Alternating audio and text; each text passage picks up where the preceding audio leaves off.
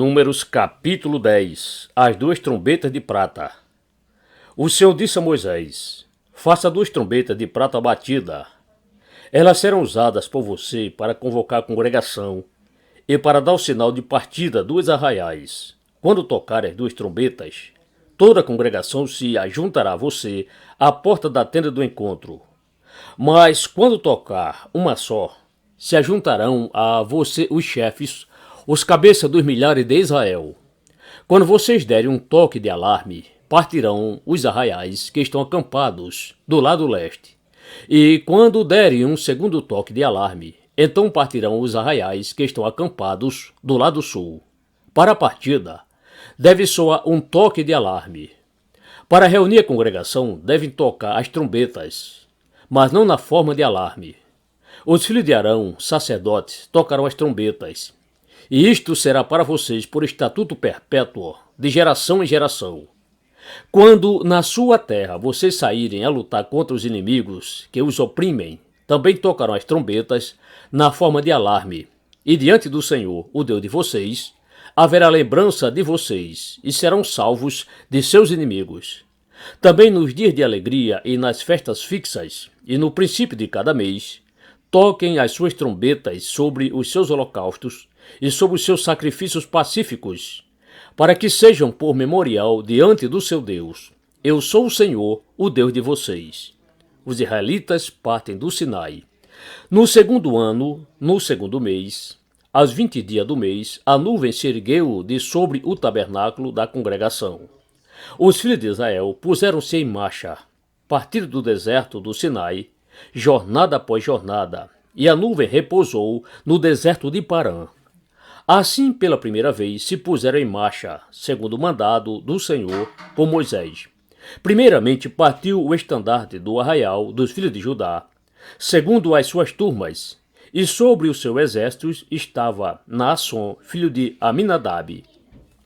Sobre o exército da tribo dos filhos de Issacar estava Natanael, filho de Zoá, e sobre o exército da tribo dos filhos de Zebulon estava Eliabe, filho de Elon. Então desarmaram o tabernáculo, e os filhos de Gerson e os filhos de Merari partiram, levando o tabernáculo.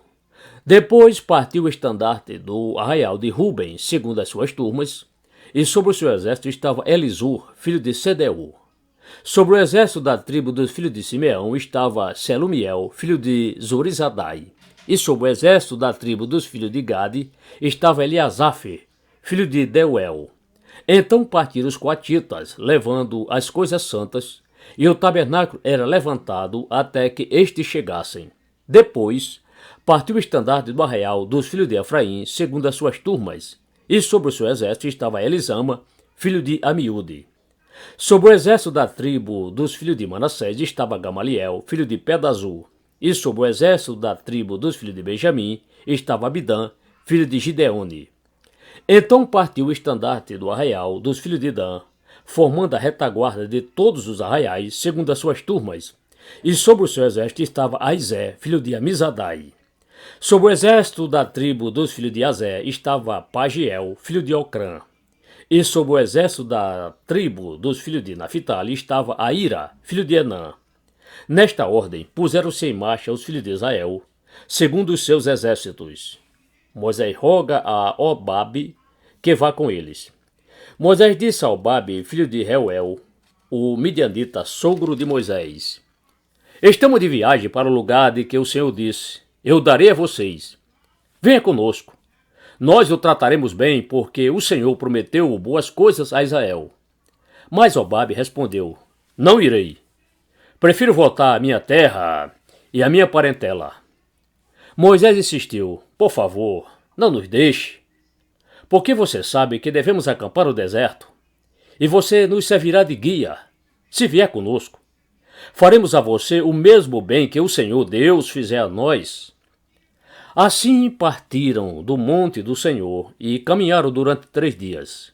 A arca da aliança do Senhor ia adiante deles durante esses 3 dias, para encontrar um lugar de descanso para eles. A nuvem do Senhor pairava sobre eles de dia, quando partiam do arraial. Quando a arca partia, Moisés falava: levanta-te, Senhor, Sejam espalhados os teus inimigos, e fuja diante de ti os que te odeiam. E quando a arca parava, Moisés dizia: Volta, ó Senhor, para os milhares de Israel.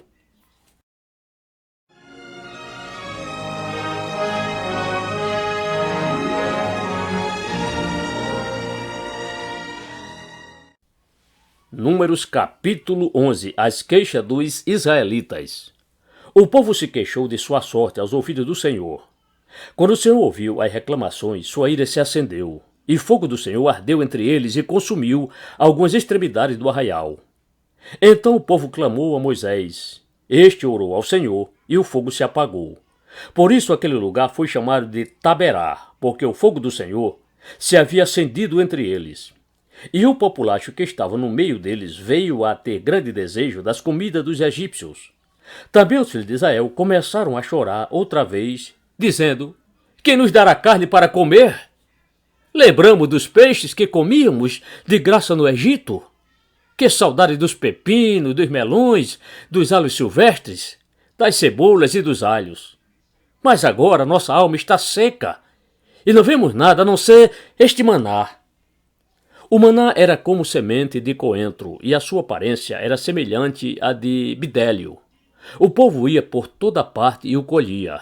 Eles o moíam em moinhos ou o socavam em pilões. Depois o cozinhavam em panelas e dele faziam bolos. O sabor do maná era como o de bolos amassados com azeite. Quando, de noite, descia o orvalho sobre o arraial, sobre este também caía o maná. Moisés acha pesado o seu cargo. Então Moisés ouviu como o povo chorava por famílias, cada um à porta da sua tenda. O Senhor ficou muito irado, e Moisés também não gostou daquilo. Moisés disse ao Senhor: Por que fizeste mal a teu servo? E por que não achei favor aos teus olhos, visto que puseste sobre mim a carga de todo este povo? Será que fui eu quem concebeu todo este povo? Será que fui eu quem o deu à luz para que me digas que eu leve no colo, como a babá leva a criança que mama, até a terra que prometeste dar a seus pais? Onde eu poderia conseguir carne para dar a todo este povo? Pois chore diante de mim, dizendo: Dê-nos carne para comer. Eu sozinho não posso levar todo este povo, pois é pesado demais para mim. Se me tratas assim, mata-me de uma vez. Se achei favor aos teus olhos, peço que não me deixes ver a minha miséria. 70 anciãos para ajudar Moisés. O Senhor disse a Moisés: Reúna para mim 70 homens dos anciãos de Israel, que você sabe que são anciãos e superintendentes do povo, e traga-os diante da tenda do encontro, para que estejam ali com você. Então descerei e ali falarei com você. Tirarei do espírito que está sobre você, e o porei sobre eles, e eles ajudarão você a levar a carga do povo, para que você não tenha de levá-la sozinho. Diga ao povo: santifiquem-se para amanhã, e vocês comerão carne. Porque vocês choraram aos ouvidos do Senhor, dizendo: Quem nos dará carne para comer? A vida era melhor no Egito. Por isso, o Senhor lhes dará carne, e vocês poderão comer. Não comerão um dia, nem 2 dias, nem 5, nem 10, nem ainda 20. Mas o mês inteiro, até que saia pelo nariz, até que fiquem com nojo dela. Porque vocês rejeitaram o Senhor, que está no meio de vocês, e choraram diante dele, dizendo: Por que saímos do Egito? Moisés, porém, respondeu: Este povo no meio do qual estou é de 600.000 homens em pé. E tu dizes: Eu lhes darei carne, e eles a comerão durante o mês inteiro. Quanto rebanho de ovelhas e de gado teríamos de matar, para que tivesse o suficiente? Ou será que bastaria se ajuntássemos para eles todos os peixes do mar? Porém o Senhor respondeu a Moisés: Será que a mão do Senhor se encurtou? Agora mesmo você verá se a minha palavra se cumprirá ou não. Moisés saiu e contou ao povo as palavras do Senhor. Ele reuniu 70 homens dos anciãos do povo e os pôs ao redor da tenda. Então o Senhor desceu na nuvem e falou com Moisés. E tirando do espírito que estava sobre Moisés, o pôs sobre aqueles 70 anciãos. Quando o espírito repousou sobre eles, profetizaram. Mas isto nunca mais se repetiu. Eldade e Medade. Porém, dois homens ficaram no arraial. Um se chamava Eldade e o outro Medade. O Espírito repousou sobre eles, porque estavam entre os inscritos, mesmo que não tivesse ido até a tenda, e profetizaram no arraial. Então um jovem correu e anunciou a Moisés: Eldade e Medade estão profetizando no arraial. Josué, filho de Num, auxiliar de Moisés, um dos seus escolhidos, respondeu e disse: Moisés, meu senhor, ordene que parem com isto. Porém Moisés lhe disse: Você está com ciúmes por mim? Eu gostaria que todo o povo do Senhor fosse profeta, que o Senhor lhe desse o seu espírito. Depois, Moisés se recolheu ao arraial, ele e os anciãos de Israel. Deus manda codornizes. Então soprou um vento do Senhor e trouxe codornizes do mar, e as espalhou pelo arraial em todas as direções, numa extensão de cerca de um dia de caminhada, a uma altura de quase 1 metro sobre a terra. Todo aquele dia e toda aquela noite, e também no dia seguinte, o povo se levantou e recolheu as codornizes. O que menos recolheu teve 10 montões, e as estenderam para si ao redor do arraial. Enquanto a carne ainda estava entre os seus dentes, antes que fosse mastigada, a ira do Senhor se acendeu contra o povo e o feriu com uma terrível praga. Por isso aquele lugar foi chamado de Quibrote Atavá, porque ali foi sepultado o povo que teve o desejo das comidas dos egípcios. De Quibrote Atavá, o povo partiu para Azerote e ali ficou.